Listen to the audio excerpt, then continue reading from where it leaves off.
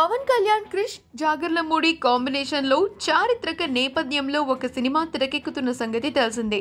మహాశివరాత్రి సందర్భంగా ఈ సినిమాలో పవన్ కళ్యాణ్ లుక్ను, సినిమా టైటిల్ను విడుదల చేసింది చిత్ర బృందం. చారిత్రక వీరుడిగా పవన్ కళ్యాణ్ అదరగొట్టారు. అయితే ఈ వీడియోలో పవన్ శూలం లాంటి ఆయుధాన్ని తిప్పుతూ కేక పెట్టిస్తాడు. దానికి సంబంధించిన కొన్ని పిక్చర్స్ ప్రస్తుతం సోషల్ మీడియాలో వైరల్గా మారాయి.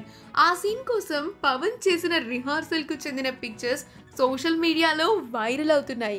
ఇక ఈ సినిమాలో పవన్ కళ్యాణ్ వజ్రాల దొంగగా కనిపించనున్నాడు అని అంటున్నారు. ఈ సినిమా పవన్ కెరియర్లోనే భారీ బడ్జెట్తో తెరకెక్కుతోంది. ఏఎం రత్నం నిర్మాతగా వ్యవహరిస్తున్నారు.